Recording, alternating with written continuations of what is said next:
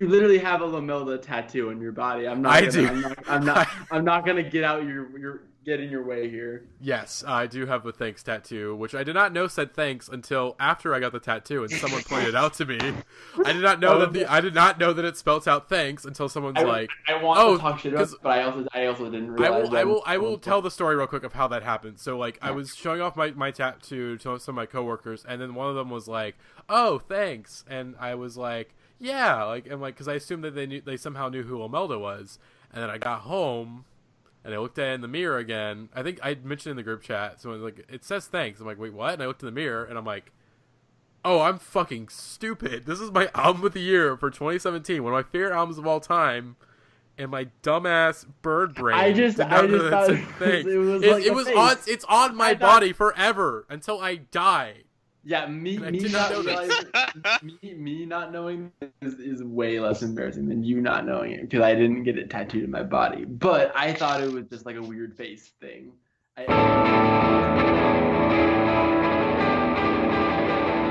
love this one. Hello, everybody, and welcome back to the Indieheads podcast,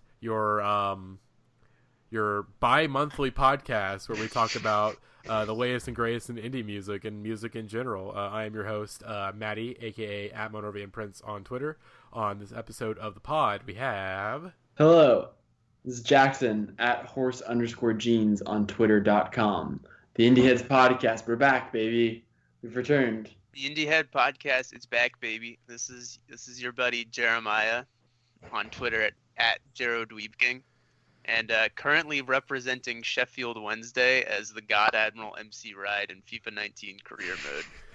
So, Jeremiah, what I've noticed about Jeremiah, first off, I'm very glad to have not only our first podcast in like 2 or 3 months, but also to have Jeremiah on this first podcast. It's good to be back. It's been a hot second. A very rare occasion, so I'm very glad to have Coming in hot, baby. Coming in hot. I am so prepared. So, just because I do want to give y'all an explanation, hey, why have we been gone for so long? Here's a simple explanation. Fucking school sucks, dude. Abolish college. It fucking sucks. It's awful. Fuck yeah. It's shit. Abolish college. They've been talking about that on Chapo a couple episodes now, because I've been trying to catch up on it lately. But like, yeah, abolish college. It's fucking stupid and dumb, and I hate it. And I want to I hate it. I'm like miserable constantly because of it. So. But, I gotta get that bachelor's because I can't find a job otherwise. That is what I want to do. You know.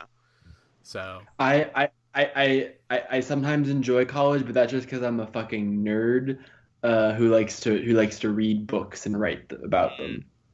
So ignore my opinions. See, I like to go to class and I like to learn things, but the way that school is set up is not. Oh no, yeah, the American education system's a load of bullshit. Yeah, but it's not. It doesn't like the way I think. It does not reward the way I think, leading to discomfort and distress. And that's all. That's all. You know what? I need to get accommodation. Discomfort and distress. Some of the songs on the first album we're going to talk about today. Oh, brother. They certainly cause discomfort and distress. Oh, brother. Great deal of it. We've got a lot of albums to talk about today, because when you take a break from podcasting music doesn't stop. They keep on going, and they put out music albums, and we got to talk about a bunch of them now. Yes. So, and we are going to talk about them. Yes. And it's going to be great. This first one is one that I think all of us were pretty stoked on. And it always feels really good for something to live up to the hype the way that this album did. And Matty, what album are we talking about first? Oh, yes. Good, because you are the resident. I am the resident stan. Around these parts. I defer to you. Yes.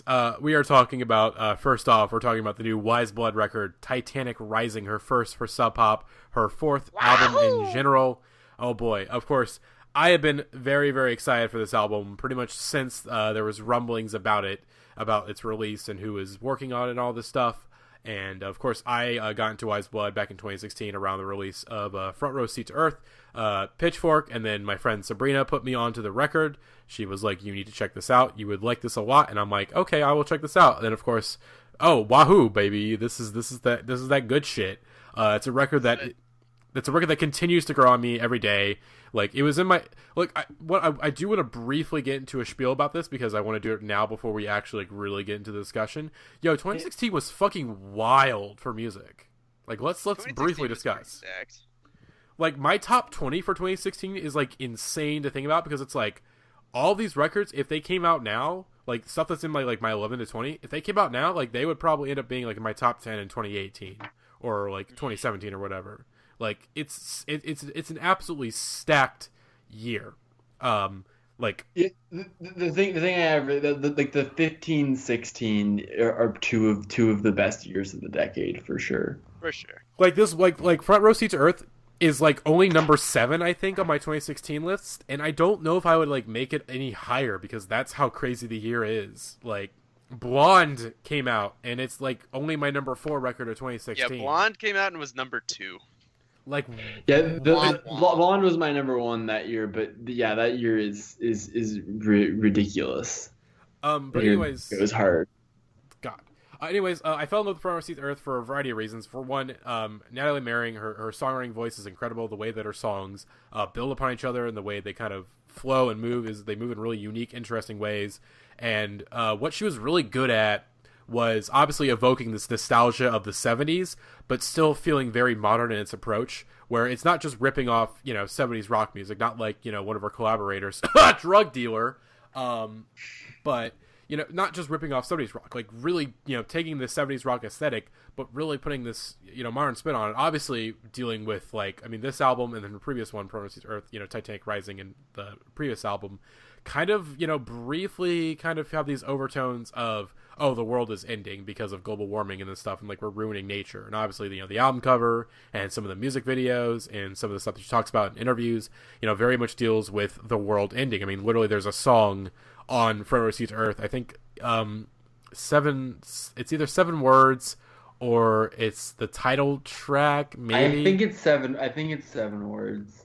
That yeah, exactly. The title track is always only 2 minutes and it's shorter. I think it's 7 words is what you're talking about. Potentially, basically one where it's you literally are dealing with the apocalypse. Basically, you're sitting outside waiting for the apocalypse to happen. And so I was very excited for Titanic Rising for a variety of reasons because for one, it was announced very early on that she signed to Sub Pop Records. I think a year after Front Row Seat to Earth came out, and it was announced, hey, it's going to come out fall of 2018. I was like, hell yeah, brother. This is going to be a good one. And then, of course, fall of 2018 came by. No album. Only minimal updates about it, really. Just hey, I'm still working on it, guys. But early on in 2019, we finally got some rumblings of it happening and coming out, as, of course, we got the release of Andromeda, which was this great comeback single. And I was like, all right, hell yeah, baby. I was, of course, I love the song now. But there's the teensy part of me that's we'll see how this record pans out. Because I do like this, but it's might be better in the context of the record. Andromeda is the most standard sound of indie right now song. And it's good, and it is very much it is a Weyes Blood song, and it is not in any way a bastardization or a step down or anything like that. But it is the most of that she goes in that direction, I think, on this album. And so when you heard that as just the only single and you didn't have anything else to go toward, it does kind of sound oh, she's going in a less interesting direction. And luckily, then every day came out, we're oh, okay, we're good. And then when you hear it in the context of the rest of the album, you're just oh, this is just a great Weyes Blood song, which I enjoyed it from the moment. It's not it took a while for me to get into it, but I understand what you're saying, where when it came as the first single, we're oh, this is a little concerning. But then the second 2 singles, Movies and Everyday, which are literally, I would say, 2 of the biggest Song of the Year candidates, separately for people, it seems because both of those songs fucking rule. Especially, I am a huge fan of Everyday, and I've been listening to that song for the past couple days pretty nonstop. It's just so fucking catchy. Right. I'm gonna have to step in. Go in, 'Cause Jeremiah. I heard some. I know this probably wasn't intended to be taken this way, but I heard some Andromeda slander, and I just want everyone to know that Andromeda is a big wide open galaxy, and is also just like one of the fucking best songs I've ever heard. It's way better now. I mean, now that I've heard the context of the album, I'm like, all right, yeah, I don't know how I felt any doubt about this. I was hearing too much of the Lemon Twigs, which one of the guys from the Lemon Twigs is one of the producers for this album. Is that correct? I think he's just I think he just plays on the album. By the way, the album, of course, it's co-produced by Natalie Merring, of course, who is the mastermind behind Weyes Blood, and Jonathan Rado of Foxygen, who has had his hands in some of the best indie records of the decade. I re-listened to Whitney's "Laid Upon the Lake" very recently that he co-produced, and goddamn, that album still is so fucking good. By the way. I'm very excited. I'm very excited to see Whitney at Pitchfork Fest this year. Produced God's Favorite Customer. God's Favorite Customer. Yes, that too. Great record. Their new album is gonna go hard. I mean, they're saying that their new album is like, if you like the last one, you're gonna like this one. And honestly, if it's just more of the same, like, cool. Yeah, I'll take another. I will. So there's like this funny reaction picture on Twitter, which is just like, it's a door that's been opened and like someone is in the doorway on one knee and like holding out like $20, and that's me at the doorstep of Whitney. It's just like, sure, give me another album. I accept. I will lick your boot and take another one. Like, sure.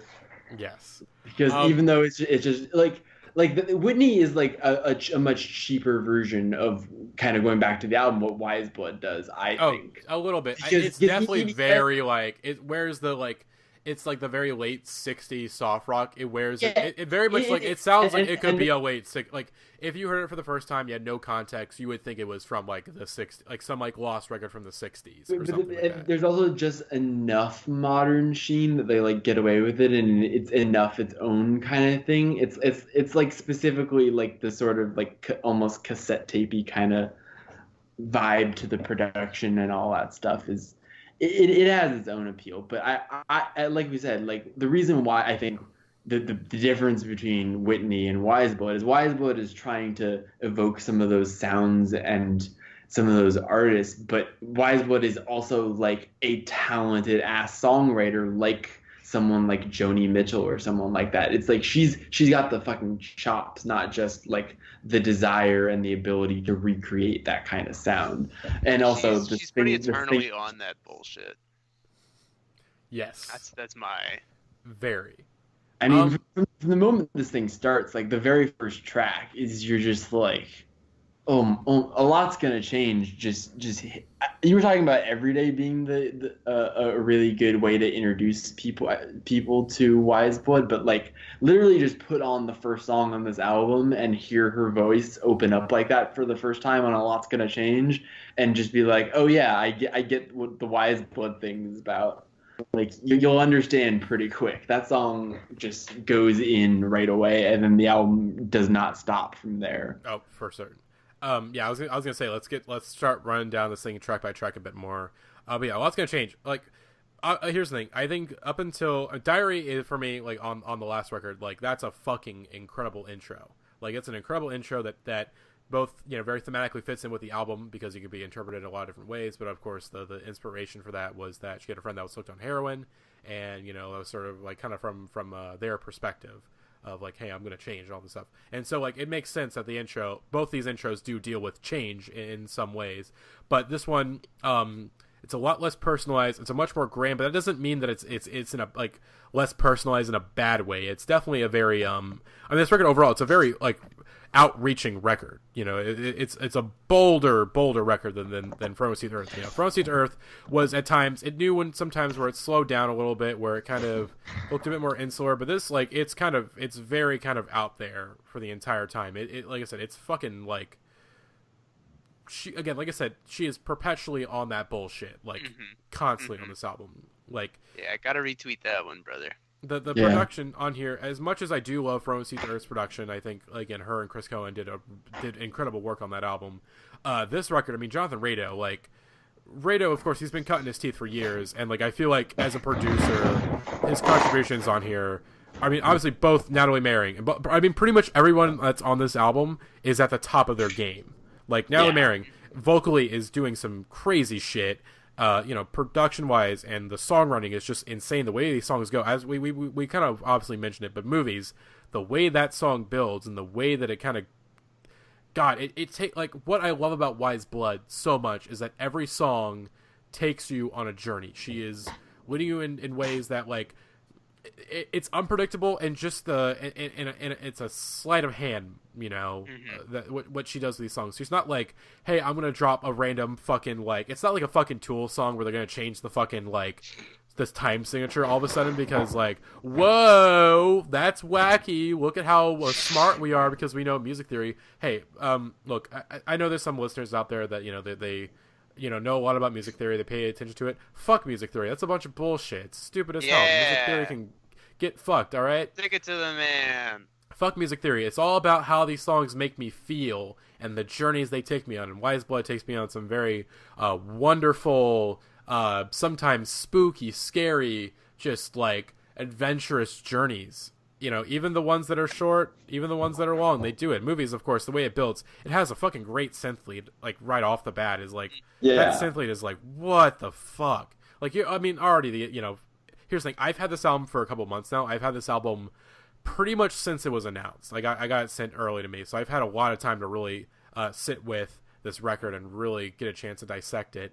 And even then, I still feel like there's a lot of mysteries to this album that I don't fully know and understand, because I feel like Weyes Blood is very good at writing lyrics where, there's a lot you can emotionally attach yourself to. There's like these lines that you can really like the line every day, true love is making a comeback. Like that's a fucking like that's such a great line.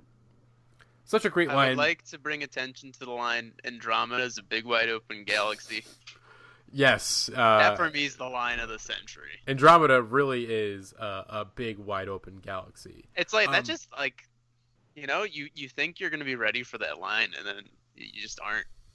No. Because Andromeda's a big, wide open galaxy. Yes.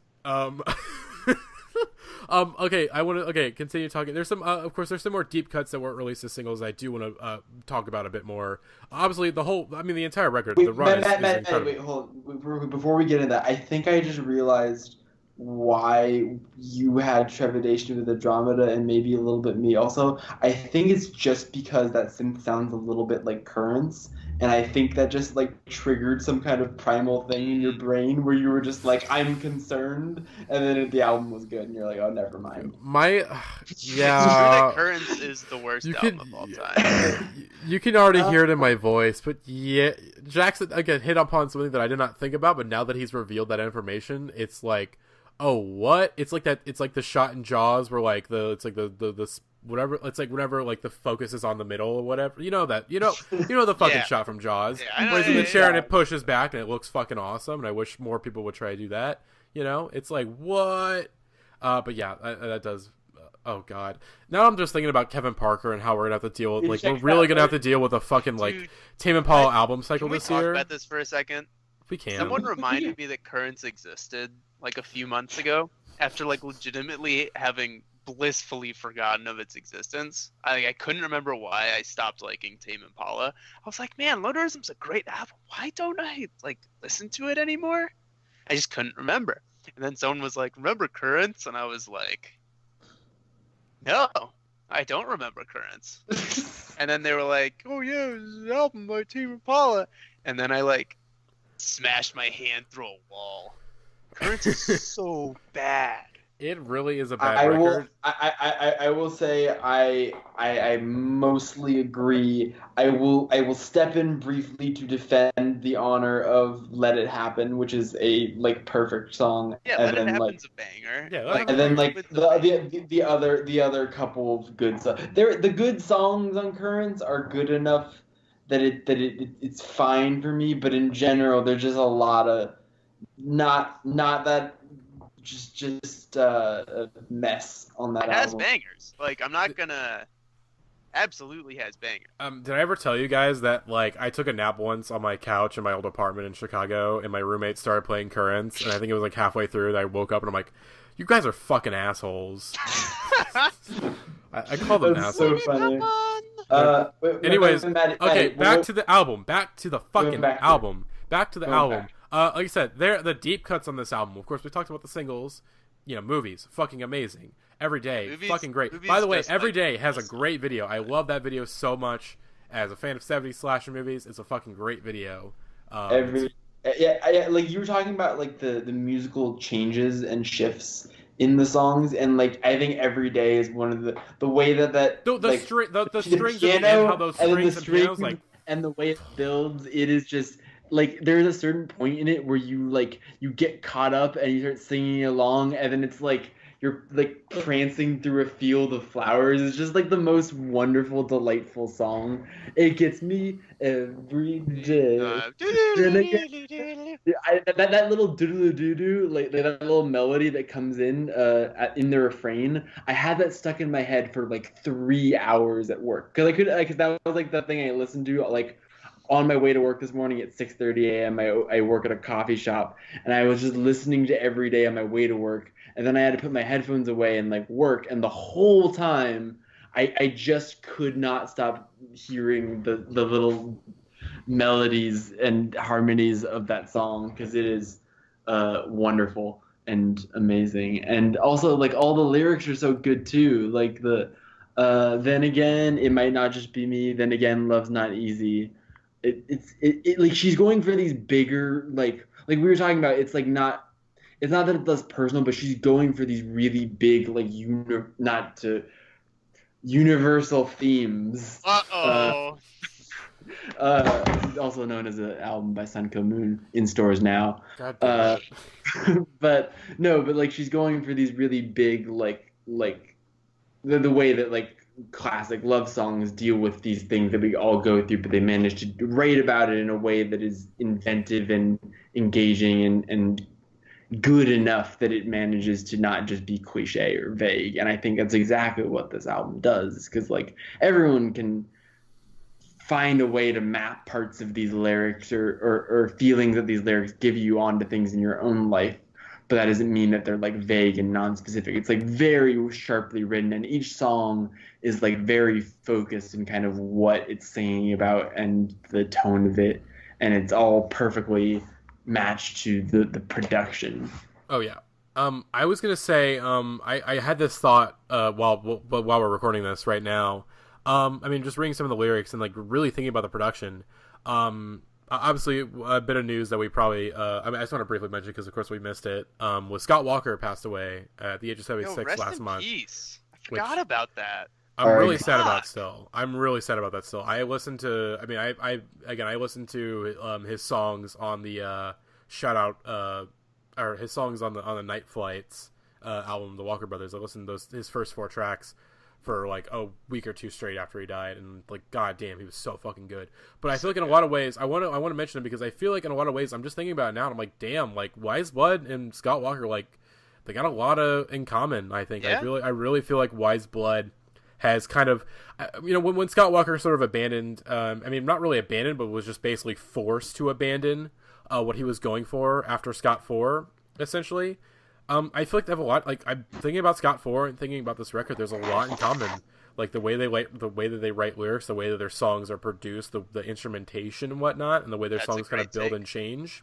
I feel like Weyes Blood very much is like Scott Walker for a social media age, which is a take I don't think anyone else has ever made. So hey, Pitchfork, get me on the calls, all right? Get me on them dang calls. Can we talk about how MF cowardly it was for Pitchfork to give her an 8.5? We will get to this. I don't want to get on too much, but like I said, they have not rated an album higher than 8.5 so far this year, and we're like in mid-April. Like that feels weird, but I don't blame Pitchfork because this year has been kind of weak for music overall. Like I've not been very impressed with the last 6 months. I actually have to hard disagree on that one. I've thought about it since you said that, and I disagree. I think this year is better than last year so far. I will say the beginning of the year is always a little weaker than the middle to second half of the year, just generally. Yes. So I think every year around this time, like like without fail, someone always says, "Oh, this year feels a little weak for music." It's like, one, probably because not all the music has come out yet, and two, there's like lots of stuff that's come out that like you or I haven't gotten around to Okay. yet. Yes, and that's mainly why, because I just feel like there's a lot of stuff I haven't gotten around to just because my work and school schedule has been fucking insane, and I just haven't really got a chance to like dive into a whole lot of stuff that I like. If there's something that like, it's got to be something that I'm really, really interested in checking out for me to listen to it. Like, it's got to be someone that I listened to previously, which we'll talk about a few records like that coming up in the episode. Anyway, we do got to get moving. We got a lot. We do got to get moving on. Right. So we'll make final from statements. Weyes Blood. No, yeah. I want to say that the line I want to address something I said earlier, which is that Andromeda is a big wide open galaxy, and I actually would like to correct that. I'm receiving corrections that actually, in fact, I love movies. Thank you. Thanks. That was the correction. All right. Can we talk about how when she says "I love movies," that's the best line of all time. Movies is fucking incredible. Like who let her like win a Nobel Prize for literature for saying "I love movies"? I mean, I would give it to her. Also, Matty, I have a take. I think that Picture Me Better is the Be Free of this album, and Be Free was my favorite song on that album. I don't think Picture Me Better is my favorite on this one, but I think they're like very like spiritually similar in the kind of like that acoustic guitar ballad, but with that like kind of just, it literally feels like the production on Picture Me Better like feels like a dream. It's just so kind of, the amount of atmosphere they get with such minimal like playing is really something. The way that they produce her voice and just like the track itself, it really good shit. And that was a highlight. It was Mirror Forever and Wild Time, Picture Me Better is just like a super great run of songs after the midsection with Movies and Something to Believe and all that. And I also really, really liked the Titanic Rising interlude. I thought it was like it landed in the like best possible camp of interludes where it's like actually good, and I don't turn it off when I hear it on the album, like the Japanese Breakfast interlude. Like, oh, this is a good interlude that's well produced and actually serves a purpose. It very much obviously obviously I feel like this record what's really good at is that it, similar to My Woman back in 2016, its side A and side B are, of course, are very separate. Like, it does treat both these kind of like separate out, and obviously they fit well together. But in some ways, it's like, all right, there's thematic shifts here. Like it's a good like kind of like, hey, and like the first half is like mostly kind of fun, whimsical type tracks, and then of course like once you get past the title track, like we get into some shit. All right, like I wanted to mention before we move on to the next album. Mirror Forever, holy fucking shit! That might be my favorite song on the album. Yeah, the lyrics on that one are fucked up. Like, she opens the song with, no one's ever gonna give you a trophy for all the pain and the things you've been through. Like, yo, that's some shit to say. There's a line on the I think next album we're talking about. It's like literally like a not to make a pun, but a mirror of that line. Oh yeah.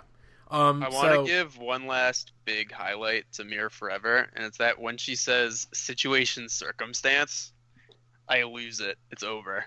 Oh, and also it's done. And also the fucking bridge on Mirror Forever, the "Oh baby, take a look in the mirror" refrain, like, gets me every single time. It gets me every single time. Would you say it gets you every day? Yes. If I feel like we didn't. I mean, there's so much to discuss this record. Hopefully, at year's end, I expect this is going to be high on our year-end list, so we'll get to discuss it again a bit more thoroughly.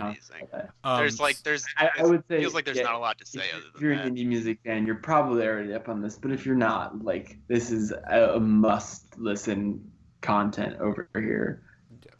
Shout out to Weyes Blood. Yes, I'm so happy that the record is getting, like, again, pretty much everyone loves it, and it's getting really critically. I think it's number one on Rate Your Music right now for the year, which is like, thank fucking God. Those, again, I'm glad. Sometimes those geeks on Rate Your Music, sometimes they talk, they hype up some, every once in a while they hype up some dumb bullshit. But hey, there's sometimes with like Daughters and this record where they're like, all right, y'all are on the fucking money here, like y'all, because again, I got this record like really early, and I was like, God, I really hope people don't like forget about this record. It's really fucking good, and it seems like, hey, it's gonna have some lasting impact, which is like, thank the fucking Lord. So yeah, let's talk about the next record. Jackson, what is up next? All right, the next record that we are talking about is an album that I did not expect to be the person introducing because I wasn't really super familiar with it. In general, I am a fake punk who wasn't into punk music and like hardcore punk until like pretty recently in my life, and so there are a lot of bands that like will put out albums now where like they've been around for a while, but like their new album is like my first introduction to them. But luckily, this is also I would say, well, it may not be everyone's favorite album by this band, but for the band we're talking about is Pup. But like I think this album is like I at least generally universally considered to be like their best written and their best kind of put together. This is a really, really, really tightly just like really great, solid ass pop punk / power pop album. It's called Morbid Stuff, and it is like the album is a very, very angry and dark album, and like as usual with Pup, not as usual.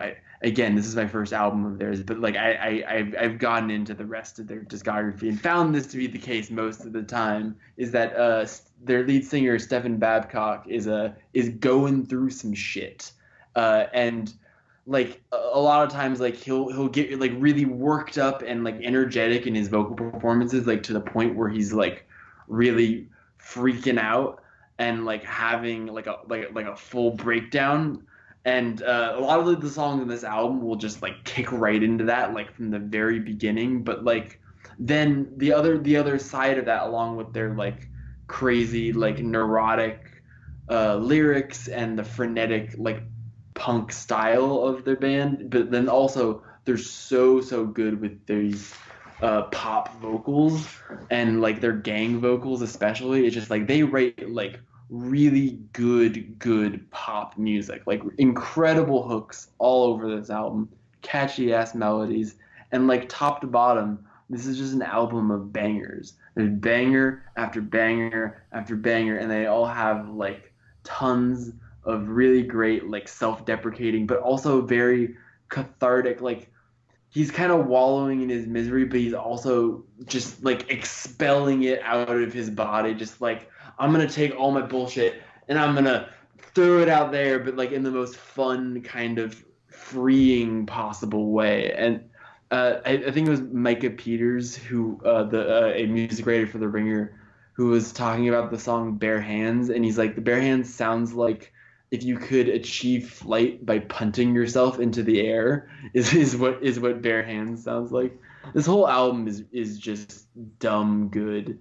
And really, I think varied musically, and they do a lot of different stuff going on. Like you got songs like Scorpion Hill that have this kind of folk country-ish intro before it goes into this like super fast double time pop punk thing. But then like also you've got Full Blown Meltdown, which is like basically a new metal song or like a hardcore punk metal core song. And then you've got songs that have like full-on pop punk giant gang choruses like Bare Hands, and See You at Your Funeral was the song I was not See You at Your Funeral. What's the song that has the, so we're talking about the lyric on the Weyes Blood album where it's like, no one's gonna give you a medal for all your problems. And then then the line on this album, the chorus is just cause you're sad again, it doesn't mean you're special at all. Just cause you're, and throughout the album he kind of takes all these shots at like self-help culture and like the need to like fix all of our problems, and he's kind of like, I'm just gonna just like have my problems and I'm going to just air them all out and be like, I don't fucking care, I'm just getting this all off my chest, I'm just letting this all out, and I'm gonna say fuck off to ex-girlfriends and all these other people. It's a really, really well-written and well-executed album. And while it doesn't have the same kind of frenetic energy as their other records do, in the same way with the recording and the production of it. I think this is like their best album, and I'm very, very into it, and it has converted me to a fan of this band, and I'm looking forward to what they do in the future because this album rules. Yeah, That's I don't. horrible stuff. Yeah, I don't have much to say. Like I said, I've only given it like one listen. Football Meltdown though, fucking, that's a banger. That's like fucking, oh boy, oh buddy. That is really good. But my first impressions were like, like Pup has never been my thing, really. Like I've never been able to get to like a full album from them. You've never been like a big pop punk guy. Yeah, you gotta have like a specific kind of brand. Like it's gotta just like, it's a very specific set of pop punk that'll cross the wires of my brain. Yeah, like I mean, like there's plenty of bands that this is their thing. It's like we're pop punk, but we're like harder on the punk side. But like I mean, that's just generally what I like as far as pop punk goes. And then like I think this band strikes the balance in an interesting enough way. And I think he's a distinct enough vocal performer. He's not just doing the like stereotypical pop punk voice. I really like it's the vocals that do kind of like, that's kind of my like biggest like crutch with Pup, is like sometimes the vocals, they're a little much. They do get a little much at times for me, where I'm like, I don't know. Like a couple years ago, I got If This Store Doesn't Kill You on my radio station. I got, was able to get it passed, and then within like a week, everyone was like, "Oh, I hate this song actually," and I was like, "I don't blame you. I don't blame you. I still like it." But I mean, yeah, I do want to get more into this because I do feel like it's something that I think can be more of a grower on me.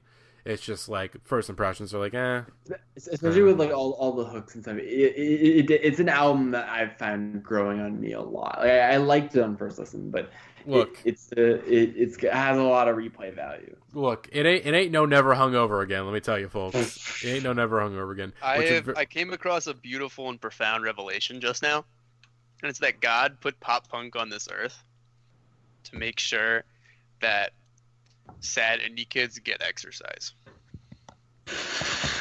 Honestly, that's very accurate. You're not wrong.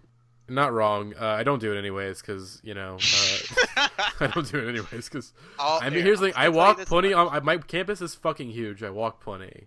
Like Never the perfect length for like a cathartic run just on the treadmill. Yes. I did like was debating on, but like I gotta mention it. I listened to it like 50 times like in the past month or so. Never Hungover Again by Joyce Minter is an album that, of course, I listened to it once a couple of years ago, but for some reason I put it back on like very recently, and then I didn't stop.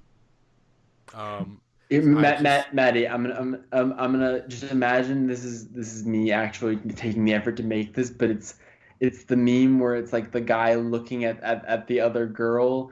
And he's got the one girl on his arm, and the girl on his arm is recording episodes of a podcast, and the other girl is listening to Never Hungover Again 50 times. Yes, that's exactly. Which I'm not even throwing shade in that. That's a very reasonable decision. Yeah, I mean that's a good take. I would do it. But like for real though, like I mean, I just like for real, I do like I very much like I would like honestly Never Hungover Again very much is like gotten very close to the top of my like all-time favorite album rankings, just because every song is fucking good. Every song adds to the album. It's like this perfect mixture of like power pop and punk rock. Like it hits this super insanely nice balance the entire time. And like Joyce Minter, just since they've just not been able to like find that proper balance again because I don't blame them. Punk rock eventually gets old, and you kind of want to do something different. And they've gone way more in the power pop direction, and more power to them. They still put out some really good songs, but man, Never Hungover Again just finds that super nice balance. And it's like, God, it's so fucking. It's 18 minutes long. You want to keep listening to it over and over again. It never gets old. It's fucking great. I do want to go more in depth about it before the year ends, doing like a retrospect episode on it. But nevertheless, let's not talk about an album that came out in 2014. We're talking 2019, baby. All right. Well, talking modern, we're talking new. While we're on this old stuff kick, real quick, I was watching a Twitch stream the other day. Mm-hmm. One of my favorite streamers, Automatic Jack, highly recommended. And for whatever reason, he was on this like 90s alt rock thing going on. And playing at the time was Can't Stop by the Red Hot Chili Peppers. And I'm just going to say it. The Chili's got heaters. We forget. They do have heaters, but Anthony Kiedis is a pedophile, so that sucks. like he talks about in his book that. like hooking. He talks about like in his like autobiography or whatever, like hooking up with like a 15, 16-year-old girl and like not being mad. Like she lied about it, but he was like, whatever, I don't care, and just like hooked up with her again. Yeah, I can't really listen to Red Hot Chili Peppers anymore after finding that out. I was gonna say that Zephyr is a great song. I mean, here's the thing. I mean, aside from the mention, like, Chili Peppers, they got bangers, like, but it's like he's kind of a pedophile, and I can't that really. That sucks. It's like, yeah, it's This didn't go. This derailment didn't go how I intended it to. I hate to mention it. That is unfortunate, but also they got bangers, but like they also have like 500 songs, and like 450 of them are not bangers. That's a good take. Like Flea's bass playing is like very good as far as talent, but then there are like a lot of times when like you put a Flea bass line on a song, it's just like I don't want Anthony Kiedis doing what he does over bloobly blue Flea bass line sometimes. Sometimes it just is really bad. Yeah, I will say the best Red Hot Chili Peppers song is Before Your Very Eyes by Atoms for Peace. What? Okay. I would say that the best Red Hot Chili Peppers song is Snow Hey-O, because that was my favorite song. Like when I first got an iPod and listened to that song like 1,000. Hold on, we need to pause for a second. Did no one get that reference? No, it went past our heads. No, I got it. Jackson better get it. I had a rough day at school. There's so much stuff that's going over my head right now because I had to shoot a show for like fucking like 3.5 hours today. Like I'm Fair tired. enough. So that's speaking of depression. Great segue. You could have just let me do it, but no. Speaking of depression, Lomelda, but I mean, it's accurate. I will discuss this one because, of course, I am the resident Lomelda stan here. Exhaustion, whatever you want to say. Like, those are all pretty fitting emotions for this album and her in general. Go off. You literally have a Lomelda tattoo on your body. I'm not gonna get in your way here. Yes, I do have a thanks tattoo, which I did not know said thanks until after I got the tattoo and someone pointed it out to me. I did not know that it spelt out thanks until someone's like, I want to talk shit about, but I also didn't realize. I will tell the story real quick of how that happened. So like I was showing off my tattoo to some of my coworkers, and then one of them was like, "Oh, thanks," and I was like, "Yeah," because I assumed that they somehow knew who Lomelda was, and then I got home. And I looked at it in the mirror again. I think I mentioned in the group chat. So I was like, it says thanks. I'm like, wait, what? And I looked in the mirror and I'm like, oh, I'm fucking stupid. This is my album of the year for 2017. One of my favorite albums of all time. And my dumbass bird brain. I just thought it's on my body forever until I die. Yeah, me not knowing is way less embarrassing than you not knowing it, because I didn't get it tattooed in my body. But I thought it was just like a weird face thing. I didn't really put together that it was like thanks at an angle, and I was like, oh yeah, that's what. But anyways, enough about me being a bird brain. Let's get into how this album relates to my bird brainness. But of course, thanks. Of course, album of the year 2017. I again discovered it. Her PR person sent it to me. Fucking, took a couple weeks, decided to listen to it, fell in love with it, ended up just keep listening over and over again. Very integral to a very tough time in my life. And of course, I stayed very excited for what she was doing next. And, because obviously there's rumblings about her working on an album and whatnot, and I assume we get something in 2019. But we did get something in 2019, like, right fucking away. Like, literally, like, 2 days before it came out. Like, oh, hey, guys, I have this new album coming out. Hey, well, and then, like, it comes out, and of course, it's this, it's 16 minutes long, only, like, 11 tracks. The longest song on this album is, like, 2.5 minutes, but, like, all the rest are, like, under 2 minutes or under 1 minute even on some of them. And, I really, unshockingly, if you follow me on Twitter, I fucking love this album a lot. I truly, really love this record.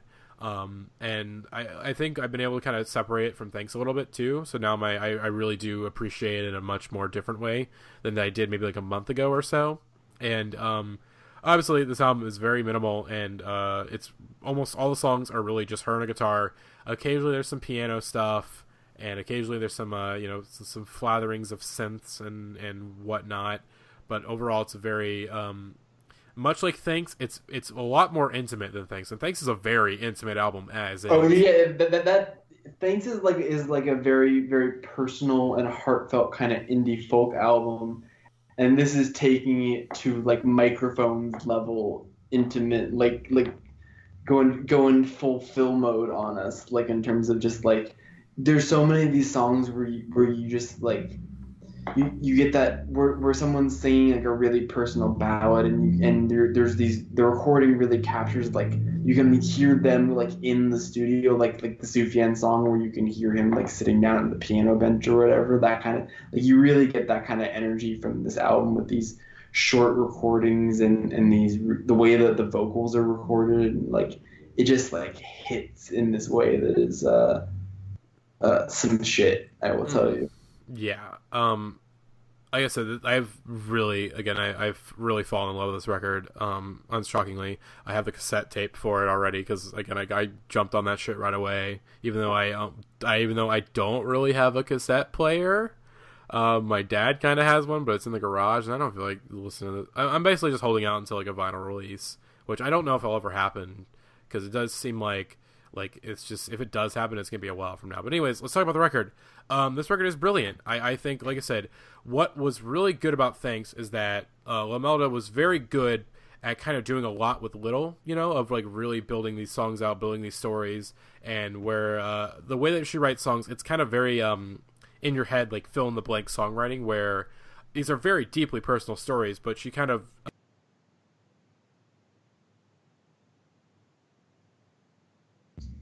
to it on a very deep level. And of course the recording helps out a lot too, where it very much feels like, I described it in my album of the year write-up for Thanks, where it sounds like you're kind of having a conversation with a friend. But the difference between the biggest difference, I think, like lyrically between Thanks and this album is that Thanks had a bit of hope at it towards the end. There was a bit of hope, there was a bit of I'm gonna change. And this is a very like deeply sad record at times. It's really, really depressing and a lot more confused. Raw. Very raw. Yeah. Yeah. I mean, the way she described the album, it's sort of I gotta pull up the little press release real quick on her Bandcamp, but it's sort of I'm letting it pull up real quick. I'm just trying to kill some time until okay. So I mean, the press release says, my new album, M for Empathy, is mostly things said or shoulda said, heard or shoulda. Much of it, and it's just a little, came to me or out of a deepening silence. Something you can hear a lot of, I hope. It let me voice again. It also let me not, and only sing as much as I wanted, which is important too. Making peace with the word in me, just a little, all my might. So, and where Thanks is like, I mean, the songs on those they're very much like traditional songs. They have more of a traditional song structure for the most part of like verse, chorus, verse, and all that stuff. This record, it is like it gets in and it gets out. Just as soon as basically like it doesn't say anything more than it needs to say. It doesn't try to turn these songs into like these like actual songs. Really, it's just sort of like, these are the thoughts that I want to get out right now. These are the thoughts that are kind of ringing around in my head, and here I am like putting them to music. It's very similar in a lot of ways to I mean, obviously the recent string of Mount Erie records. But unlike those Mount Erie records where some of them are short, some of them are a bit longer and feel like actual songs, and kind of there's like the more let's just say ludicrous Sun Kil Moon approach where you're just again just making it long just because you can. These records, again, it is as short. These songs are as short as they need to be. Like she does not care about like trying to fill these structures and these norms that we have in pop music. It's just like, these are very personal, intimate songs with me, and the fact that she released this is honestly kind of incredible, because there's some really heavy shit she talks about on this record. Like obviously Slide is like, despite the fact that songwriting wise and the instrumentation, it's like the happiest on the record, like lyrically it's like really fucking depressing. Like she talks about trigger warning, content warning, we're going to be talking about probably throughout this record, throughout this discussion, suicide and really depression, all that stuff. If you already can't tell, I don't know if I really have a timestamp. You probably just skip ahead like 10 minutes and kind of find your way back through. But Slide, she talks about almost killing herself, where she talks about taking this road trip to see somebody and then kind of giving up halfway through and almost killing herself in a hotel room. And the only reason she didn't do it was that, someone just called her at the right time and it just ended up saving her life, and that's fucking dark, like that's something that, I would not have expected her to talk about after Thanks. Thanks, as much as personal as it is, you do feel that there's some guarding there, and what she, obviously is not going to get all the details out. But Slide is a song that's like, oh, I knew the first listen, I was like, wait, what? Did she just say that? And it blew me away. Of like, wow, like for one, obviously, like very happy that she's still with us. Like, because I think Hannah Reid is, an amazing person, an amazing songwriter. And I've having so much fun following her career, and I can't wait to keep doing it, for years and years now, years and years to come. And then, obviously other stuff. And then also a bit later on the record, I think either So Bad to Care or, it's In For Me, which is a very short song, but it's despite the lyrics being, there's only like 4 lines in it, but of course it's like almost 3 minutes long. Where, it talks about like, hey, what if I die before I get to know you more? These sort of, suicidal, in some ways, kind of suicidal ideation a little bit, of, maybe not exactly committing suicide, but just like, hey, this life, it only lasts so long.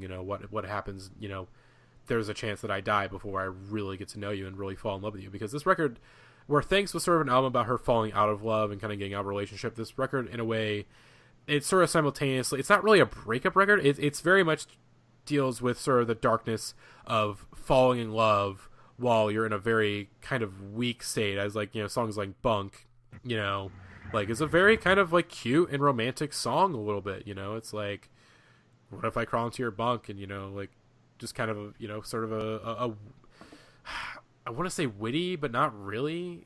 I don't know the word I'm looking for, but it's a, like, within the context of the record, a very happy song about, like this sort of, like this kind of relationship. Like, hey, like, what if I just came into your bunk, and what if it breaks from our weight, and, and all this stuff, and just, God, I'm just gonna Jackson, I'm gonna pass it off to you because I feel like I'm like ranting and raving for way too much right now. Okay, yeah, I didn't want to step in, but yes, this album, it's really good, and I think one of the things that you mentioned in that press release, like the idea of when you wanted to sing and not sing. This album, for being really short, is also like, it's not like jam packed. Like we compared this album, we jokingly compared this album to some rap songs by calling it some folk songs, but like this album is very different than some rap songs, which is like a very dense kind of flowing thing.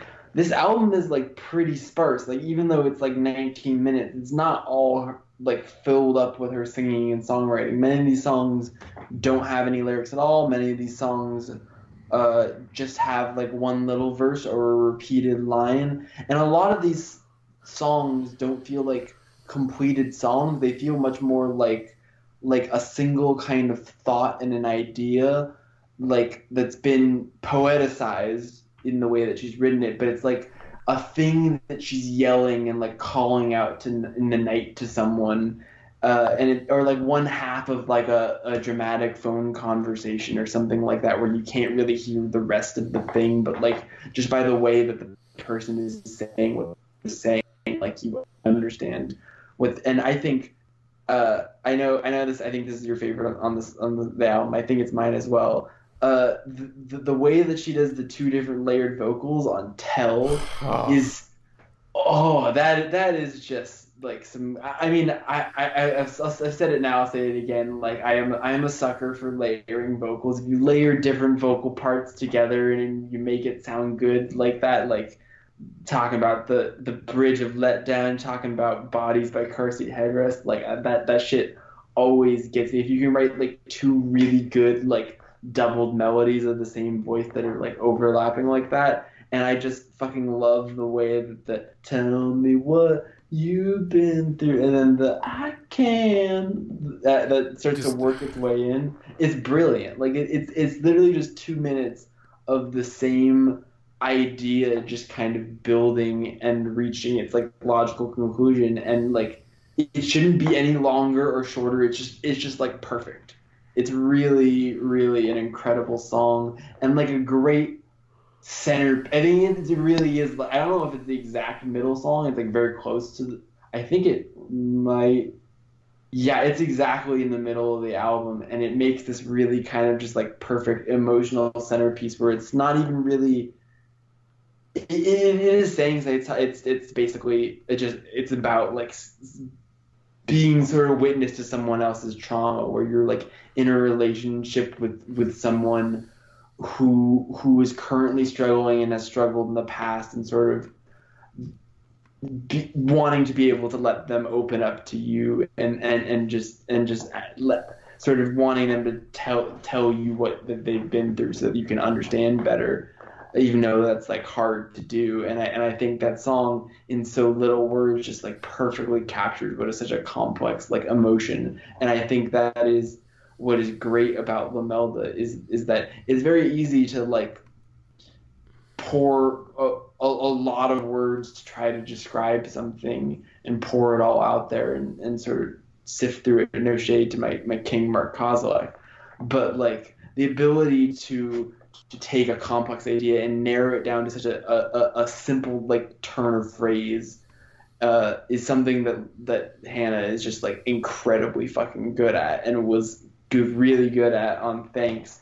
And on this album it's even better because she won't even do it like on Thanks. She would have these really clever like song concepts, but on this album it's just like a really clever lyrical idea that just gets explored for like 3-4 lines and then just kind of goes into like a beautiful instrumental passage. The instrumentals on this album are incredible, and they remind me, like I said, of like Microphone maybe, but like also reminds me a lot of like Illinois era Sufjan, like kind of that sort of bedroom aesthetic, but then like the actual music is very like sweeping and kind of grand at times. Like I'm thinking about like songs like Bust and like M for Magic and like those especially those piano moments that come in were really like Illinois-esque in their like grand sweeping kind of emotions, but then like then being so like raw and intimate and bare in other sections of the album. I think it's more challenging than Thanks and less like immediately easy to love, but it is I think a more complex and nuanced and I think almost a more fascinating album to like think about and talk about than Thanks was. Even if I probably still prefer Thanks to but they are so distinctly like going for different things and goals, and I think both of them accomplished their different goals equally well. I mean, and I really love this album. Yeah, I was gonna say I feel like, but I mean, obviously, like Thanks and then this album both come out just very like, I mean, just like perfect times in my life. As you know, like I won't dig too much into it just because I respect, you know, my girlfriend's privacy and all that.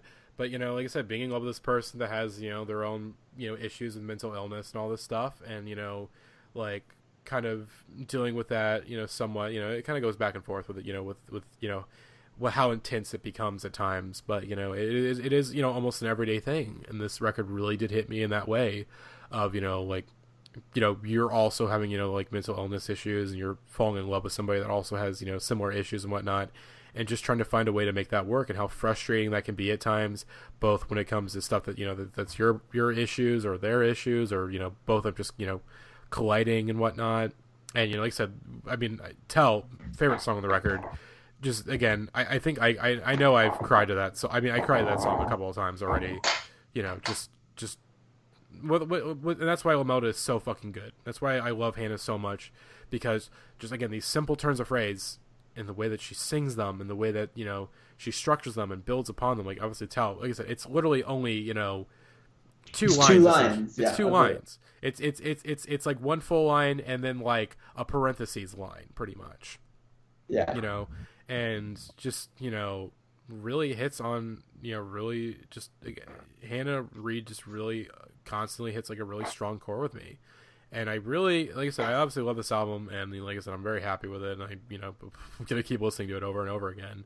But I know she's talked about like putting out like 3 albums this year, and I would love to see more from her, because I feel like this album is in many ways, like, again, sort of another like kind of songwriting showcase of like, hey, here's what I can do with very little.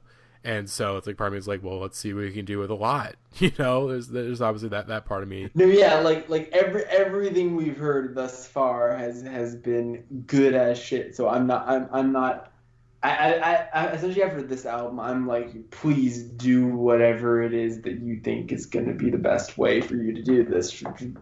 Just go do your thing, Lomelda, because I'm into it. Yes. Also, please come to St. Louis. I need to see why. We need to keep going though. We structured it. The big ones were up top, but we still got more albums to get to. Yes. So we'll kind of these ones, I guess, more briefer discussions, somewhat, and then some shout outs and stuff like that. So let's keep it rolling. Jackson. I'll take this one. Oh, Jeremiah. Yeah, Jared. I was gonna say Jared should do this one. Okay. Because I'm gonna do the next one. So, Hand Habits, Meg Duffy's project. They are a guitar god. They are the best. They are the reason that the slide guitar part and Holding On by the War on Drugs exists. Word? Is that for reals? Mm-hmm. For reals? Yep, that's Meg. Yo, shouts out. Yeah, that's Meg. God. Wait, what? Yeah, Holding On, the cool. Oh yeah. Yeah, that's Meg. So Meg Duffy is a singer-songwriter, multi-instrumentalist, guitar god. They were touring with Kevin Morby for a long time, and just electric. Hand Habits would often open, and then they would play with Kevin, and it's just amazing. There would be great moments where like Meg would jump onto Kevin's back and then play his guitar. That's wild. Yeah, no, it was just an amazing. Anyway, so their last album, Humbly Idle Before the Void, I think is what it's called. Something like that. I think it's like Humbly Idle Before the Void, or something along those lines. Yes, Wildly Idle, Humble Before the Void. That's what it is. And that was a 2017 record. One of my favorites of 2017. I got to it a little bit later. I didn't even know that, like, they existed. Like, Hand Habits existed. I knew Meg Duffy from their work with Kevin Morby, and then like I guess the record came out in like February, and I just did not know it existed until August, and it's just sublime. There's just amazing songs on there, beautiful melodies, beautiful lyrics. It's just great. So this is their second album with much greater visibility, which is awesome, and is much deserved. And it's a great record. I don't quite like it as much as Wildly Idle. Wildly Idle has a lot of songs that were like instant earworms that I could never get out of my head ever again. And there aren't as many of them on Placeholder, and the instrumentation isn't quite as like different as I was hoping it would be. But I think I also haven't spent quite enough time with it, and I mean, no song on this is bad. Every song is good. Every time I listen to this album, I'm like, this song is great. And the next song plays. This song is great. I don't really know what I'm saying, but Meg Duffy is the goddamn best. And this is a terrific second record. I encourage everyone who hasn't listened to Wildly Idle to please listen to Wildly Idle. It is terrific. And yeah, this record owns. Although I was hoping for a little bit more Meg Duffy guitar heroics on it, because, alright, I gotta say it. I promised Matty I wouldn't do it, but there's a moment on the upcoming Kevin Morby album, Oh My God, when Kevin Morby stops singing and then Meg Duffy just shreds a guitar solo. It's fucked up. Like, I feel it like the guitar solo is just telling me that like cum is stored in the butt or something, and I'm just it's like it's just out of nowhere, just and you're like, ow, no. That is what Meg Duffy's guitar sounds like. Yeah, no, Meg Duffy's guitar actually sounds like a guillotine.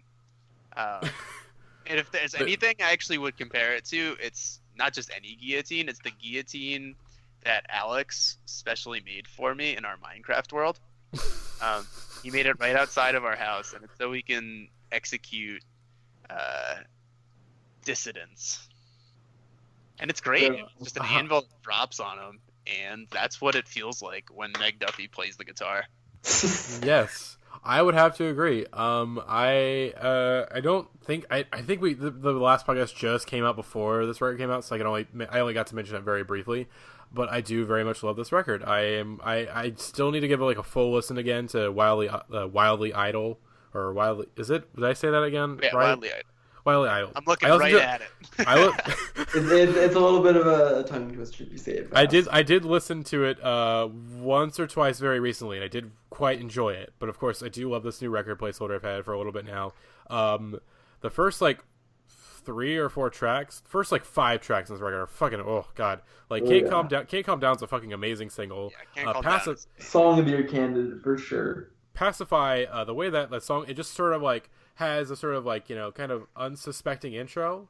It's like kind of like a little bluesy, like all right, and then it goes in, and you're just like, what? Like the guitar soundscapes and all this shit. You're like, yo, what? And just the entire song is just like a giant like yo the entire time I listen to it. Just like the way that it builds and whatnot.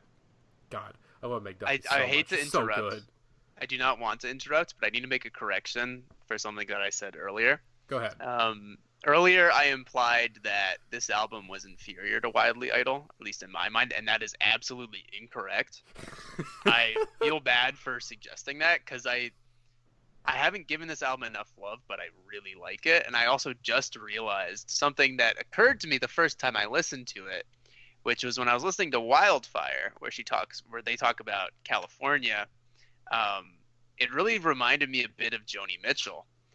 And now the gears are turning, and I'm like, what if this is like the stripped down Joni album of the Hand Habits discography filtered through Meg Duffy, I don't know, man.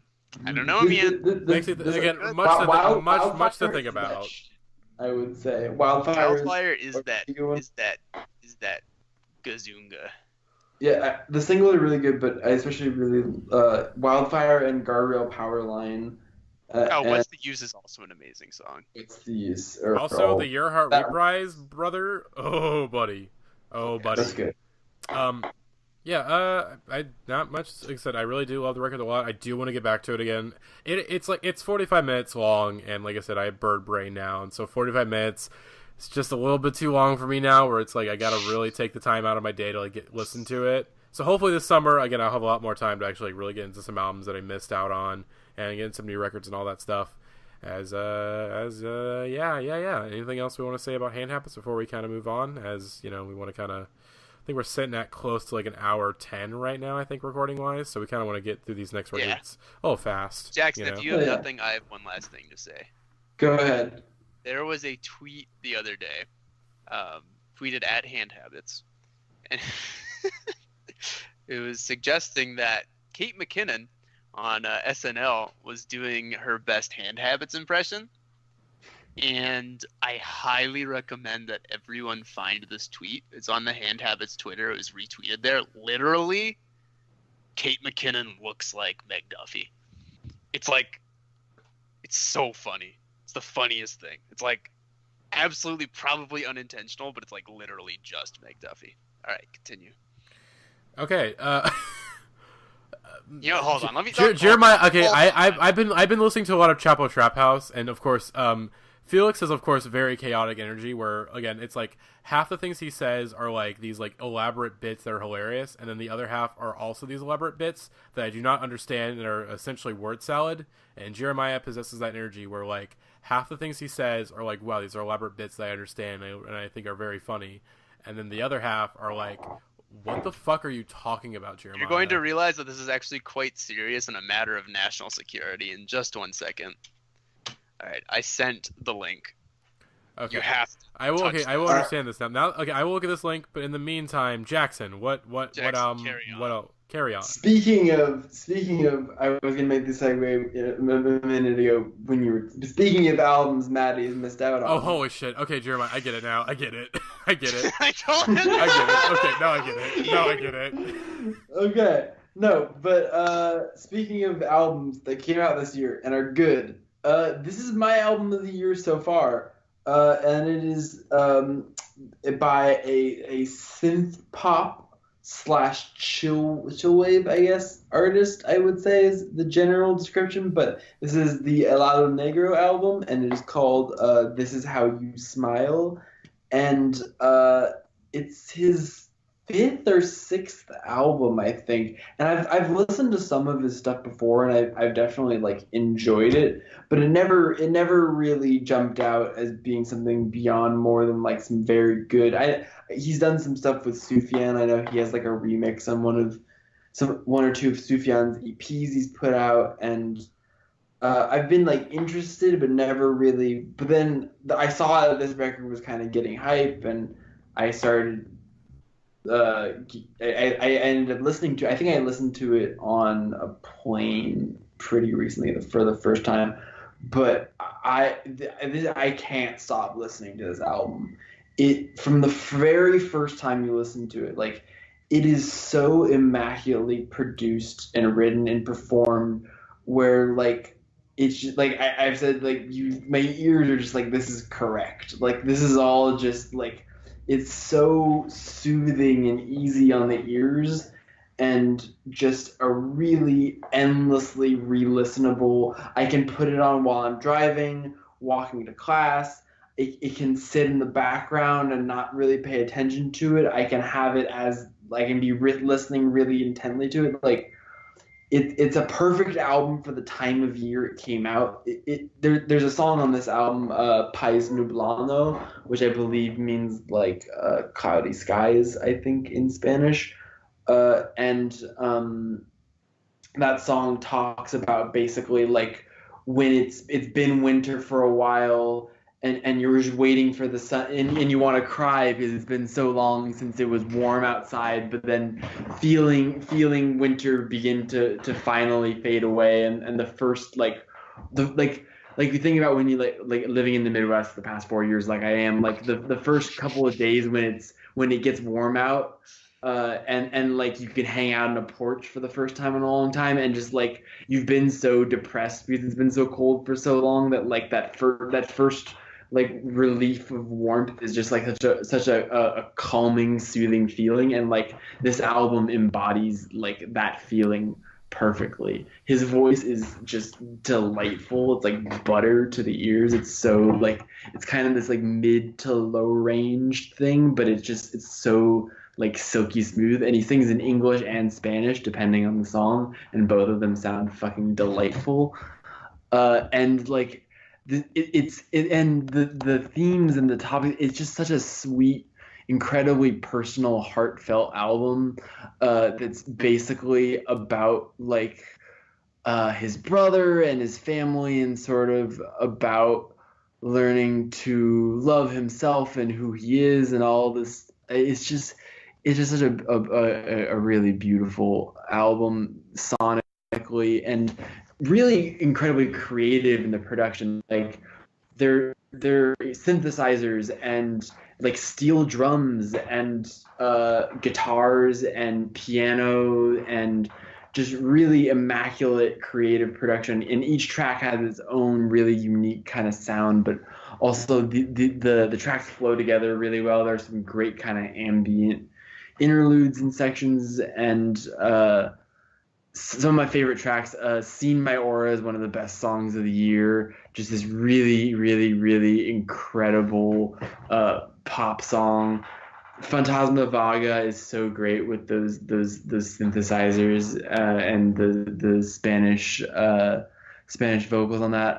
Running is an incredible song. Kind of reminds me of like Father John Misty almost, but the piano, or like the pianos on Running almost remind me of like Elton John kind of, but it just this like really kind of chill, like dreamy energy to the production. There's so many, so many good songs on this album. I really do think it's like a fully perfect album. I'm very obsessed with it. I highly recommend anyone check it out if you haven't. It's just a really delightful synth pop album that warms the heart and is very, very re-listenable and dense, but also there's a lot to gain out of re-listening this album and exploring every nook and cranny of it. But it's an album that you can just put on, and it just, from the moment you listen to it, like the blend of like folk music and electronic and like kind of jazzy, funky stuff. Like it's just a real nice mix of stuff coming together in such a natural and effortless way. And I fucking love it. It's by far the most I've enjoyed a Helado Negro album up until this point. And I really, really have loved this album. Have either of you listened to this? I have not, but I will probably get to it tomorrow now. Hell yeah. So I have not listened to it, and it is for a really bad reason. You don't And I do not like the cover for reasons that I will not disclose, aside from the fact that it gives off a very malevolent and sinister energy that has absolutely nothing to do with the cover and more has to do with the malevolent and sinister energy emanating from me. And I think it's just, I don't know, man. If somebody submits me the album with a different cover, I will absolutely listen to it. I will like poorly like MS Paint a different cover for it. That would be terrific. Hey Jackson, just make the cover a photo of your beautiful face. And I do love the cover. I would absolutely smash that button then. 100%. Hell yeah, baby. All right. All right. Yeah, Next up. That's the album. It's very good. Go listen to it. Next up. So if you guys listen to this album, I have not given a full listen, but I did listen to most of it the other day. I have listened to it many, many times now. It is Niliüfer Yanya, Miss Universe. It is her debut record. She has been dropping all kinds of singles and EPs since like 2016, I think. Oh, the first single I remember. Sorry to interrupt, Jeremiah. I thought we were going to talk about Solange, so I have not listened to this record. I just you haven't listened to this one? Oh, Matty, you will love this. Yeah, Matty, you're kind of. This is your target. This is the target. You're the target audience. Oh boy. You know what I would kind of describe this album as, and see if this comparison takes. This is 2019's The Ooze. It's not like the same vibe, but in terms of like the way that like each one of these songs is like, there's so many like different kind of interpretations and styles, and the way that the album is like when you listen to it and like the way this album is like conceived and kind of put together very much reminds me of like the same sort of creative with the track listing kind of reminds me of The Ooze, and like the way that it's all presented and put together, and the way that it really displays a ton of different sides to Nilüfer's sound. There's like indie rock and indie pop and like electronics and all kinds of fucking shit going on here. These are extremely good takes. I'm going to supplement it by saying that literally every song on this album is like the pop song of the year. Yeah, there's a lot of slappers. In your head is just. Yo, when that song starts, I go, "Wah!" Yeah, that song, like the very the way that drum and that guitar riff come in at the very beginning of it. Yeah, like when the riff comes in and that drum beat comes in, and you're just like, yes, immediately, and then a perfect chorus right off the bat. The first song, so I've been very excited for this album since the first song I knew from her was Golden Cage, which came out like spring 2017. Pitchfork gave it best new track, so that's why I've heard of it, like the dutiful little drone I am. And oh, dude, it's so good. Golden Cage do be hidden. Golden Cage do be absolutely Plant smoking. Feet EP is very good. And she continued to release just great singles since then. And then this album came out, and oh, it's so good. We ordered we got the Vinyl Me Please edition. It is 2 lime green LPs. Oof. It is exceptionally pressed. Sounds, the bass just is like. Yo, you know what's my favorite song on this album? What's your favorite song? Oh, Baby Blue. Baby Blue is a bop and a half. That shit is- Hold on, let me go look at the track Also- listing, because I don't also really know most of the names of the songs. Baby Blue and Heat Rises are both really Heat good. Rises is a monster. Melt is a monster. Safia is awesome. Tears might be the one though at the end though. Tears is really... Wow. God, all the songs in here are good, and so there's a little narrative running through it, which at first is like, not when I say at first, when you're coming into it, you're like, oh no, this is gonna be like a cringy, like, oh, capitalism is bad, corporations are bad, like thing going on.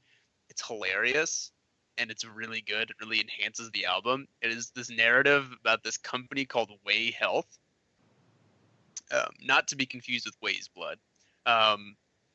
And it's like it's like this amusement park ride, but also like they take care of your health for you, and it's just bonkers. It's just like nuts. It's just, they're so like each one of these little interludes is just exceptional comedy, and it really enhances the album, which is something I was worried that wouldn't coming into it. And first looking at the track listing and seeing like Weyes Health TM, the very first song, it's 59 seconds. I was like, oh no, it's over. It wasn't. It's great. It's hilarious. There's a part at the end where it's like they're trying to call to get whoever is calling the helpline is trying to get help, and then they're like, if we cannot help you, please give up or try again. And then it just keeps going, please give up. Please give up. And it's just like, it's like the kind of thing is like, oh, this is like so on the nose, but it's like, no, it's not. It's funny. It's good. And God damn, does every song on this album fucking go away hard. Yeah, it is chock full of slappers. Vinyl Me Please and their little thing for it, they described it as jazzy, which at first I was like, what are they talking about? And then there's what song is jazzy? I think it's the beginning of Baby Blue. Maybe it's Baby Blue. There's one song where there's straight up like sax.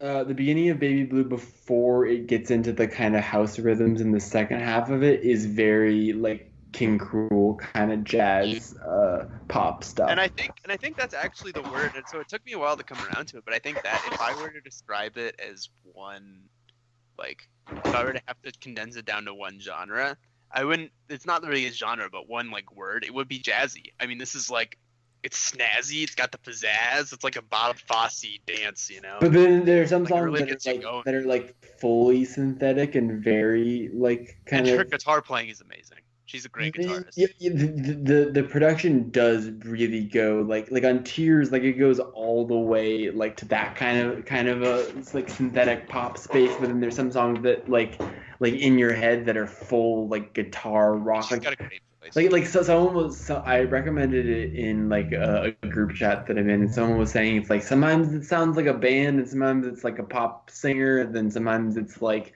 the way that she's able to sort of shapeshift but have it all kind of fit into a cohesive album is very impressive.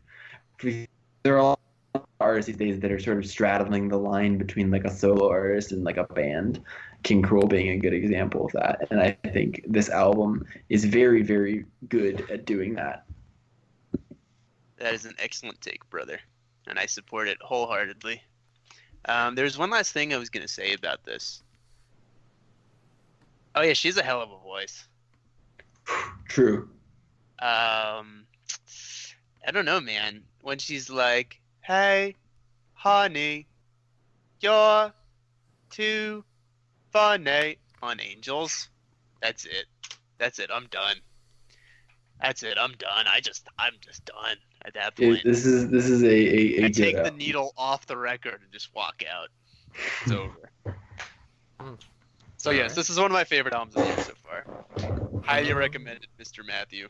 Yes, I have saved both this and the Helado Negro album to my Spotify, and I will try to get to them this week. Actually, I'm taking a train ride on Friday because I'm going down to Chicago to see Foxing Brothers with my ex-roommate. Woo! So I'm gonna have Big Brother's energy. a very fun time. So let's see. We're coming up. Let's see. We're right now. Let's just fully transition into sort of. Let's get into like, shout actually- outs, quick mentions, stuff like that. So we'll just start off with Solange Jackson. I think you are the one who's listened to this the most of us two or us three. I have this weird thing with Solange albums, which is where like they'll come out and I will listen to them and I'll be like, wow, this is really good, and I'll listen to it like 3 or 4 times like that week, and then like for whatever reason I just like don't have a lot of desire to revisit them beyond that. And like I've seen Solange live and really loved it, and like and there are like certain songs in this that like stay in rotation for me, but like outside of the like super duper highlights, I don't feel like this album has had as much staying power with me as her last one did, even though I kind of like the direction that this one went in more, if that makes like I really like the kind of a lot of the influences, like the more of the kind of Houston My Skin, My Logo I thought was fucking incredible. I really love Almeida with the Playboi Carti feature. I really, really love Dreams and Stay Flow. Like that whole middle section of the album from like Stay Flow to My Skin, My Logo, I think is like really, really good. And I think the middle and the end, they're kind of like a little wandering and meandering in a very intentional, purposeful way. But even though it's all very, very pretty and I like it a lot, and I think this album is like immaculately produced and performed and put together, and is like, if you're just judging it on pure musicianship, like Solange is like one of the best artists doing it, like no question. For me personally, I found the kind of loose, more kind of off the cuff nature of this album to be like very fun and engaging for while I was listening to it, but I've found that I don't go back to this album as much as Seat at the Table because of that, if that makes sense. Mm-hmm. Well, yeah. I want to get to it. But in general, this album is good, and is Playboi Carti is great, and everyone should put him on their album, in my opinion. And Yes. and people who don't like him are nerds. So Hard agree.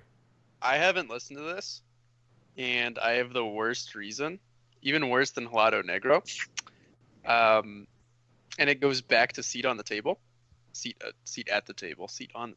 Anyways, and it's because one music media company who reviews albums, whose name I will not disclose here, was like, this is the best album of all time, in their little blurb, and gave it an 8.7, and then gave it album of the year, and then gave like 20 albums by men 9s in the year 2016, and just refused to give this album the score that it probably deserved, and that forever just like made me not want to listen to it, just as a way of punishing Pitchfork, which is fucking horrible. Because Solange does not deserve this. Look, I also joined in on this protest unknowingly because here's the thing: I did skip her set at Pitchfork Fest in 2017 to go see Jeff Rosenstock, and I do not regret it whatsoever. I still don't regret it. That is one of the biggest atrocities of this decade. Was Pitchfork just like being cowards and sucking? Like clearly they wanted to make it their album of the year, and we're just like, nah. All right, fuck it. Okay, we need to continue on. We can't Moving on. continue reading about Pitchfork. I'll go real quick. All right. We'll kind of go. ahead. We'll just do it rotating between all three of us, just or whatever what we want to shout out or talk about very briefly. I want to talk about this new Priest album very briefly, The Seduction of Kansas. I am pretty disappointed in this album. I was a big fan of their debut record, Nothing Feels Natural. I thought it was a fucking amazing post-punk record, despite the fact that it came out in January. It still placed pretty high in my year-end list. I think it was like still ended up being in my top. It was like top 3 for a while, and then it just ended up kind of falling to the top 10 as the year went on. But it held on pretty strong. But I love this record. I gave it a listen even like pretty recently, and I was like, damn, this is still a fucking great record. The structure is great. Thematically, it all, thematically and sound-wise, it all fits together. And the new record does not fit together very well. All the songs, they don't come together very well at all. And it's really disappointing because there's some really great people that worked on it. Obviously, the album is produced by John Congleton, who's done a ton of great work over the past decade or so for some of my favorite artists. Obviously, St. Vincent, of course, is the big one. I think, again, his work on Actor and Strange Mercy and her self-titled is just like, which is fucking masterwork shit. But this new record is very disappointing because I think, obviously, this is definitely a very transitional album. This is a band that very much is in transition to their next step. As they lost their founding member, their bassist, who is in another band called Flasher that's apparently pretty good that I have not really dug into too much. I like signed to Flasher. Domino. But yeah, he ended up leaving Priest because he wanted to focus on Flasher full time, which, I don't blame him because, like, hey, I got signed to Domino and all this stuff, and, like, yeah, like, commitments pop up. And so he ended up leaving the band during a tour to go focus on Flasher, and all the band members took it pretty hard. Especially their guitarist GL Jaguar took it the hardest, and like there's a really good Rolling Stone piece that just came out that's like a good interview with them that does go in depth about how like he left the band, how it affected them, and you very much hear it in this record as the band does not have a consistent style throughout the album, and it's very much a detriment where it's like there really needs to be some sort of coherent theme, some coherent sort of sound I can kind of grab onto with this record, and it doesn't, because you kind of get halfway through the record and you realize, oh, they're just kind of just doing whatever they want, and that's not really a good thing, because that's kind of the opposite of why I love that first record, is that they were able to kind of obviously go through some different sounds, but there was sort of a consistency to how the record sounded. And like I'm one of the few people that love the title track on this album. I fucking love that song so much, and I really would have loved if they went all in on like a dance punk direction, and they didn't really do that. There's some slow minimal songs on here that just don't work. And the record, it just fails to come together as a whole, and it's really disappointing. Jeremiah, what do you want to talk about? Speaking of John Congleton, I didn't get a chance to talk about this record when we talked about it on the cast, but Sharon Van Etten's Remind Me Tomorrow. I'm not going to say a lot about it, other than the fact that it's the fucking best album of all time, and I think is like an instant essential. Like, if someone walks up to me and is like, hey, give me 5 indie rock albums that I need to listen to, I think I would absolutely include this one. It's just impeccable. It's her best work to date easily, which is saying a lot. And every song in here fucking goes, and every song in here is different. And also, it has the song 17 by Sharon Van Etten on it. Jeremiah, Yeah. I have 4 words for you. Uh-oh. Downtown hotspot. A plague of locusts descends on Jackson and his family for uttering this. Halfway through this life. Brother. Cut this I used to be free, Jeremiah. I used to be 17. The end has come for my people Israel. No longer will there be songs of joy in the temples. Instead, there will be cries of mourning. Dead bodies will be everywhere. That is that's a paraphrase from. Yeah, those are the lyrics to 17 by Sharon Van Etten. Yeah, no, I want everyone in the world to listen to this. This album is stupid good. It's just that shit. Yeah. And sure. John Congleton's production is excellent, and he gives it a lot of fun, like, John Congleton-ness, but she also just doesn't let him. She is absolutely in control, and it's really great to hear.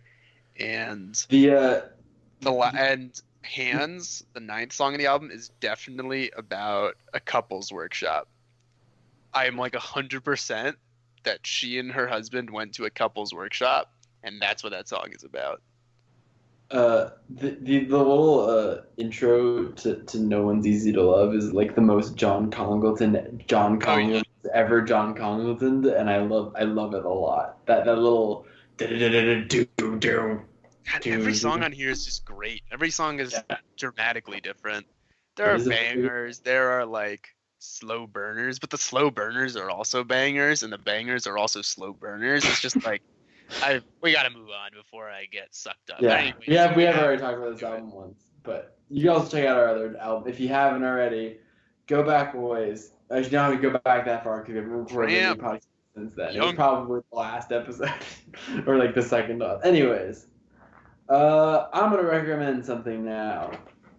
All right, I would like to recommend the debut album from singer, songwriter, keyboardist, I believe. Was a multi-instrumentalist and like session musician, and I believe was the synth player for Cherry Glazer for a while. And then eventually, after like being a musician for a number of different bands and projects and things, was like, I want to start writing songs now, and basically wrote and produced this debut record, and it is a very, very good, diverse, well-produced kind of shoegazy, dreamy indie album that kind of reminds me a little bit of the Tanuki-chan album from last year in the mix of kind of indie and the kind of indie shoegaze blend is like I think really popular right now. But I think this album specifically takes some of those kind of textures and kind of atmospheric guitar synth sort of ideas and does very interesting, unique things with them. And I think a lot of the songs on this are just like she's a very interesting songwriting style, and it's really, really I think this album is very well put together and very diverse in terms of it doesn't.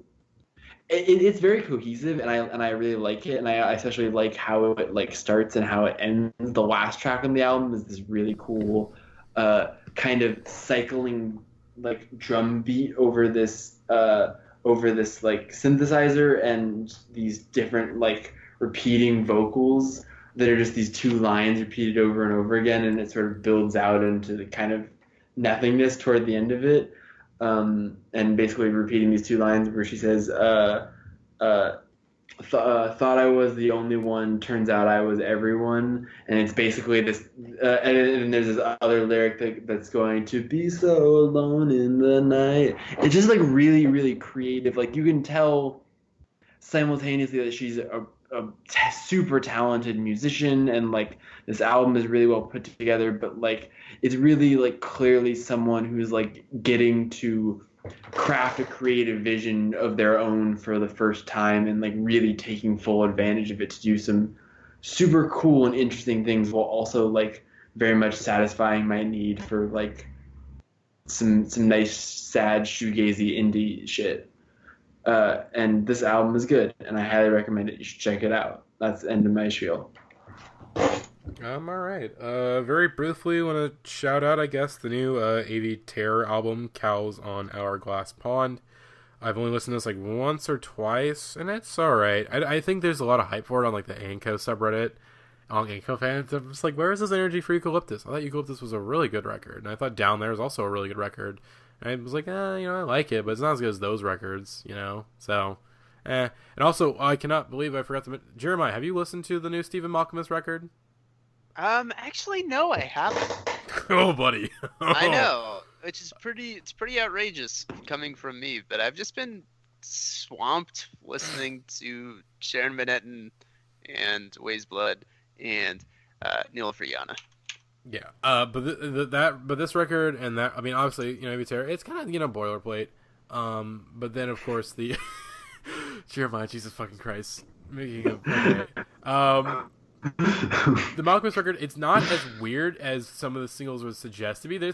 I would say the first half is pretty fucking weird, and then it kind of goes more into like more psych kind of acid rock in the back half. So I wish it was weirder at times, but it's a nice entry into the vast Malk catalog. So yeah, Those are the last records that I want to talk about and mention. I'm gonna go ahead and do 3 shout-outs in quick succession. First of all, the Deer Hunter record from earlier this year. What's it called? Why Isn't Everything Already Disappeared is exceptional. It is one of them late period minor masterpieces along the lines of Ken or By Destroyer or I don't know, anybody got some minor masterpieces? Oh, I'm trying to. I was trying to think. I had a good example of this. It's Are we talking Anyways, like kind of like late period indie rock stuff? Yeah. So this record is just phenomenal. It's one of their best since Halcyon Digest. I mean, they're one of the best bands of the decade, like hands down. It's produced by Cat LeBon, and it is just exceptional. And I love it. And it goes between like the Bradford Cox pop songs that he's just been getting better and better at every day, but also with that nice weird Deer Hunter stuff, and that is combined perfectly on Element, which is like the chorus is like elemental, and then Bradford's like element, fire, earth, wind, water, and you're like, God damn, Bradford, end me. But the true song, which is one of the best songs of the year, is What Happens to People, which I honestly think might be the best Deer Hunter song, period, which is like a lot. It's just a great record. I highly recommend it. Don't sleep on it. If you like Deer Hunter, if you like Halcyon Digest, just give it a listen. It's great. And then it's also produced by Cat LeBon, who has the album coming out later this year, which is excellent. But the song Daylight Matters, which is the lead single from it, is dummy good. Like what the wow. Like, it's that shit, put that in my veins. Like highly, I'm not a big like listen to singles before the album comes out, but like listen to this one like 40 times. It's so good. And then finally, last but not least, Oh My God by Kevin Morby comes out on Friday, which is Good Friday, which is hilarious, and he definitely planned it that way. Songs to watch out for when you listen to it for the first time: Hail Mary, Seven Devils, Hail Mary, Piss River, which might be one of the best songs of the year. That's not a single. And I Want to Be Clean. And it's just a great record. Highly recommended. It's going to be a grower, though. First few listens, you're going to say, Kevin, I don't know what's happening here. You're going to say, Kevin, I'm not quite with you. And then when you've listened to it like 30 times, because you just can't stop listening to it, you're going to say, wow, Kevin, you really did that, didn't you? You really sent a plague of locusts upon my household with this one. Really sent a rain of toads and turned the Nile River red with blood, didn't you, Kevin? And that's my thoughts on the matter. Jeremiah, it's literally like fucking that SpongeBob episode where it's like, "Hi, Kevin." Jeremiah, this has been Jeremiah literally like pretty much the past like 2 months entering the podcast chat. At first, just to talk about just city music, and then of course I gave him access to the new album, so he's been like, "Hi, Kevin," all about that one. Yes, I've had some really friend. quality tweets about Kevin Morby recently. I had a nice string of them where I was just like tweet Kevin Morby and then would get a bunch of likes. And I would say, "Hell yeah!" Yes. Okay, Jackson, let's wrap this thing up. Yes. All right. I'm gonna just throw out a couple of recommendations here at the end. I would like to first shout out the Los Angeles music producer Henry Laufer, also known as Shlomo. He's one of my personal favorites, really influential of the kind of electronic music I am interested in. Shout out to We Did It Forever and Always, and shout out to Shlomo for putting out a new album, which is really like a synthesis of like his first really big album, Bad Vibes, and Dark Red. It's really kind of a combination of those two, where it's got the guitar stuff and the really dark kind of bleep bloops of Dark Red, but it's got some of the more glitchy sample lo-fi type stuff that Bad Vibes has, and I think it's hard to say because I think Dark Red is just like such an album that's like so deeply like personal to me. It's hard for me to compare this album to that one, but just in terms of the production and how like ambitious and creative this is, I think this might be the best Shlomo album. It's really, really, really good front to back, and his guitar has never been more like front and center. There are like riffs on this album. Like Headache of the Year has full on like doom metal riffs on it, and it's really sick. And then there are other songs on here that sound like just really, really good down tempo, glitchy, atmospheric, nocturnal electronic music that I'm super duper into. Shout out to Shlomo always. And I would also like to shout out, speaking of metal and sick fucking riffs, I would like to shout out High Anxiety by Oozing Wound, who are a thrash metal / hardcore / metalcore kind of band out of Chicago, I believe. And this album, which is their third or fourth album, it's called High Anxiety, and it is just a incredible collection of really, really pounding thrashing riffs, but over these great hardcore blast beats. And they do the thing where they do the fast hardcore riffs, and then they bring it back but slower, you know, like that meme that they do on Twitter.